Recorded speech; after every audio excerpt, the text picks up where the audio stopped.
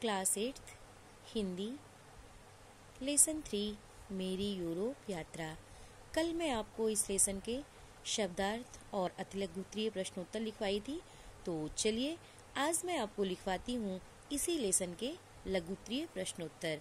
तो देखिए, यह है आपका लघुत्तरीय प्रश्न। आपका फर्स्ट क्वेश्चन है, लेखक को कैरो के अजायब घर में क्या क्या देखने को मिला?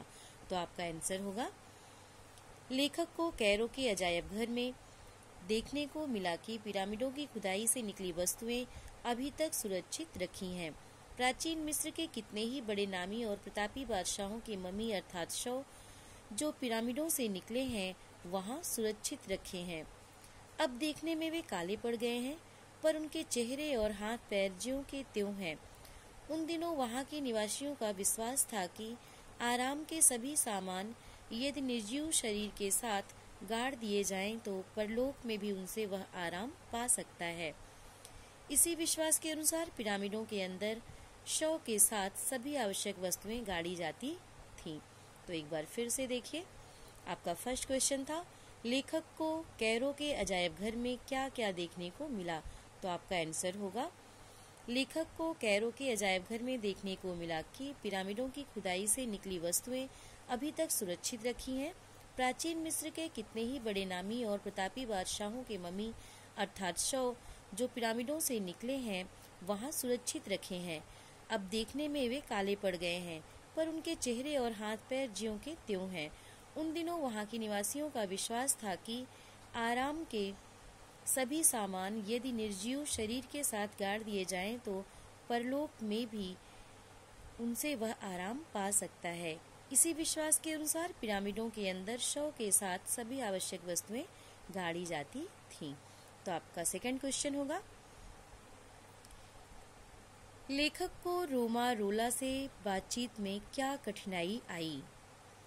आपका क्वेश्चन है, लेखक को रोमारोला से बातचीत में क्या कठिनाई आई? तो इसका आंसर होगा, लेखक को रोमारोला से बातचीत करने में कठिनाई आई क्योंकि वे फ्रांसीसी नहीं जानते थे और रोमारोला को अंग्रेजी नहीं आती थी।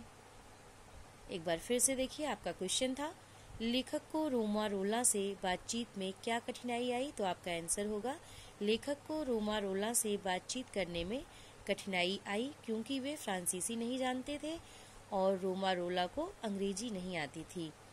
नेक्स्ट क्वेश्चन, आपका नेक्स्ट क्वेश्चन है, लेखक की पोशाक लोगों के कौतूहल का केंद्र क्यों बनी हुई थी? तो आपका आंसर होगा, लेखक की पोशाक लोगों के कौतूहल का केंद्र बनी हुई थी क्योंकि वे विदेश यात्रा के दौरान भी अंग्रेजी पोशाक नहीं पहने। उन्होंने कश्मीरी ऊन के कपड़े ही खादी भंडार से मंगवाकर बनवाए और अपनी वेशभूषा भारतीय ही रखे। एक बार फिर से देखिए, आपका क्वेश्चन था, लेखक की पोशाक लोगों के कौतूहल का केंद्र बनी हुई थी, क्यों बनी हुई थी? तो आपका आंसर होगा, लेखक की पोशाक लोगों के कौतूहल का केंद्र बनी हुई थी क्योंकि वे विदेश यात्रा के दौरान भी अंग्रेजी पोशाक नहीं पहने। उन्होंने कश्मीरी ऊन के कपड़े ही खादी भंडार से मंगवाकर बनवाए और अपनी वेशभूषा भारतीय ही रखे। आपका लघुत्तरीय प्रश्न का लास्ट प्रश्न है, लेखक को वेनिस शहर अजीब क्यों लगा? तो आपका आंसर होगा, लेखक को वेनिस शहर अजीब लगा क्योंकि वहां घर घर में समुद्र था, नाव के सिवा दूसरी सवारी नहीं चलती थी, पानी के बीच चट्टानें थीं और उन्हीं पर मकान बने हुए थे। एक बार फिर से देखिए, आपका क्वेश्चन था, लेखक को वेनिस शहर अजीब क्यों लगा? तो आपका आंसर होगा, लेखक को वेनिस शहर अजीब लगा क्योंकि वहां घर घर में समुद्र था, नाव के सिवा दूसरी सवारी नहीं चलती थी, पानी के बीच चट्टानें थीं और उन्हीं पर मकान बने हुए थे। तो ये था आपका इस लेसन का लघुत्तरीय प्रश्नोत्तर। तो आज आपका होमवर्क है,